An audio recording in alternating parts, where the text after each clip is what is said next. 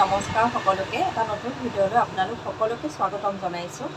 আজি এটা অতি সেনচিটিভ টপিকৰ ওপৰত অকণমান কথা পাতোঁ আহক। হয়তো আপোনালোকেও সেইখিনি অনুভৱ কৰে যে এইখিনি অকণমান ক'ৰবাত আমি চেঞ্জ কৰিব লগা আছে বা আমি নিজকে শুধৰাব লগা আছে। বিশেষকৈ এতিয়া সামাজিক ব্যাধি হিচাপে পৰিগণিত হোৱা প্ৰধান কাৰণসমূহৰ ভিতৰত এটা কাৰণ হ'ল মাদক দ্ৰব্য সেৱন বা বিভিন্ন ধৰণৰ ৰাগিয়াল বস্তুৰ ব্যৱহাৰ, লগতে ড্ৰাগছ সেৱন।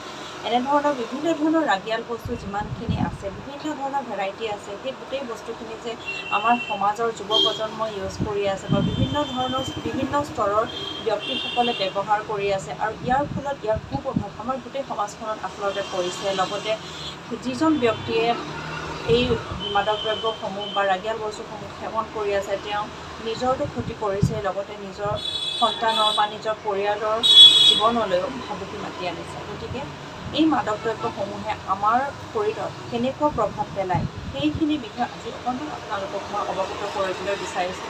মেক্সিমাম মানুহে এইখিনি কথা গম পায়, তথাপিও এবাৰ উনুকিয়াব বিচাৰিছোঁ, যিহেতু ইয়াৰ ওপৰত বহুত বেছি এৱাৰনেছৰ প্ৰয়োজন।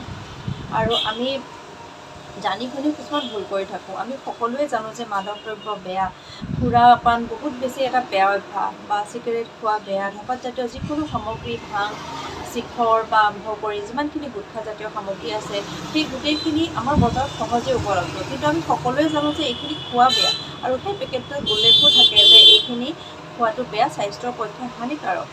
স্বাস্থ্যৰ পক্ষে এই হানিকাৰক বুলি জনা বস্তুসমূহ আমি কিন্তু ডেইলি খুব ভালদৰে খাই আহিছোঁ, খুব আনন্দ মনেৰে খাই আহিছোঁ। অকণমান সময়ৰ আমেজৰ কাৰণে বা ফূৰ্তিৰ কাৰণে বা অকণমান সময়ৰ মানসিক শান্তি বিচাৰি আমি কেতিয়াবা মদ বা মদ্যপান কৰোঁ বা কিছুমান গুটখাজাতীয় সামগ্ৰী ডেইলি সেৱন কৰি আহিছে যুৱ প্ৰজন্মই। ইয়াৰ কাৰণে তেওঁলোকৰ শৰীৰত খুব বেছি কুপ্ৰভাৱ পৰিছে, আৰু আমি ইয়াৰ প্ৰভাৱটো অলৰেডি আমি সমাজত দেখি পাইছোঁৱেই এতিয়া। যিহেতু বহুত বেছি এই বস্তুটোৱে গা কৰি উঠিছে আমাৰ সমাজত। গতিকে আচলতে আমি এই ক্ষেত্ৰত চৰকাৰক বা বেলেগক দোষ দিও ইমান বেছি একো লাভ নহ'ব, কিয়নো আচলতে আমি যদি নিজৰ পৰাই সংশোধনী আৰম্ভ কৰোঁ, তেতিয়াহে এই যিখিনি আমাৰ প্ৰব্লেম হৈ আছে, এই যিখিনি আমাৰ কু অভ্যাস বা বদ অভ্যাস বুলি ক'ব পাৰি, এই অভ্যাসখিনি আচলতে নিজে সংশোধন কৰিব বিচাৰিলেহে ঠিক হ'ব।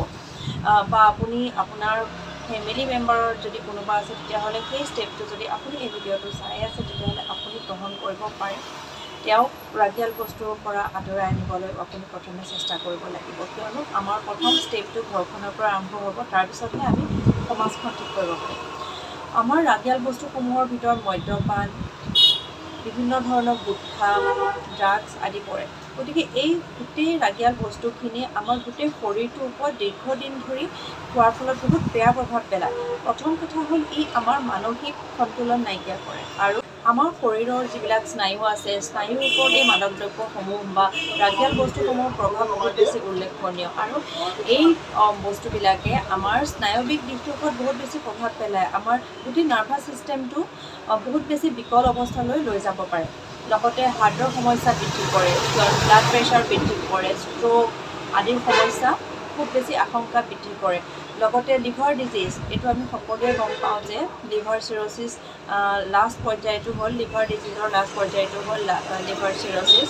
আৰু এইটো মেক্সিমাম ক্ষেত্ৰতে দেখা যায় যে যিটো নন এলকহলিক ফেটি লিভাৰ ডিজিজ আছে, সেইটো আজিকালি লাইফষ্টাইলৰ কাৰণে হয়, সেইটো মই বাদ দিলোঁ। কিন্তু যিটো এলকহলিক ফেটি লিভাৰ ডিজিজ আছে, সেইটো যিহেতু এগৰাকী ব্যক্তিয়ে যদি 10 পৰা 20 বছৰ ধৰি কণ্টিনিউৱাছলি খাই আছে, মদ্যপান কৰি আছে, তেতিয়াহ'লে সেই ব্যক্তিজনৰ লিভাৰ ডিজিজ হোৱাটো একেবাৰে খতম।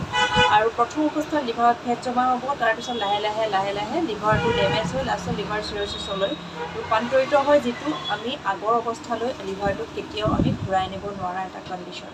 গতিকে এই ক্ষেত্ৰত এজন ব্যক্তি সুৰাপান কৰাৰ ফলত নিজে মৃত্যুৰ ফালে আগবাঢ়ি যায়। ইয়াৰ লগতে blood pressure, diabetes, kidney related ডিজিজসমূহ বহুত বেছি গা কৰি উঠে মদ্যপান কৰা বা ৰাগিয়াল বস্তু খোৱা ব্যক্তিসকলৰ দেহত। আপুনি যদি আমি সমীক্ষা কৰোঁ, তেতিয়াহ'লে সমীক্ষা কৰিলে দেখিম যে ৰাগিয়াল বস্তু সেৱন কৰা ব্যক্তিসকলৰ দেহত এই যিবিলাক নন কমিউনিকেবল ডিজিজ, হাৰ্টৰ সমস্যা, চুগাৰ, প্ৰেছাৰ, ষ্ট্ৰ'ক, এনেকুৱা ধৰণৰ যিখিনি সমস্যা আছে, কিডনি ৰিলেটেড ডিজিজ, সেইবিলাক খুচৰা বেমাৰ নহয়, সেইখিনি নন কমিউনিকেবল ডিজিজ অসংক্ৰামক বেমাৰ এই বেমাৰসমূহৰ প্ৰাদুৰ্ভাৱ খুব বেছি হয় লগতে লাইফষ্টাইলৰ কথা আছে গতিকে এই আমি যদি ৰাগিয়াল বস্তুসমূহ বাদ দিব পাৰোঁ তেতিয়াহ'লে এই বিভিন্ন ধৰণৰ বেমাৰসমূহৰ পৰা কিন্তু আমি বাদ কৰি থাকিব পাৰিম আৰু আমি নিজকে বহুত বেছি সুস্থ ৰাখিব পাৰিম নিজে সুস্থ থাকিলে আমাৰ ফেমিলিটোক আমি ভালদৰে চোৱা চিতা কৰিব পাৰিম আৰু আমাৰ ফেমিলিটোৱে আমাক সম্পূৰ্ণভাৱে লাভ কৰিব গতিকে আপুনি যদি ৰাগিয়াল বস্তু সেৱন কৰিছে আপোনাৰ ঘৰত যদি ৰাগিয়াল বস্তু খোৱা কোনোবা ব্যক্তি আছে তেতিয়াহ'লে আজিৰ পৰাই আপোনালোকে এটা ষ্টেপ গ্ৰহণ কৰক আপোনালোকে এটা প্ৰতিজ্ঞা লওক যে সেই ৰাগিয়াল বস্তু সেৱন কৰা ব্যক্তিখিনিক আমি অকণমান জনাম এই বিষয়ে যে ইয়াৰ বহুত বেছি কুপ্ৰভাৱ আছে নিজৰ লগতে পৰিয়ালৰো বহুত বেছি ক্ষতি কৰি আছে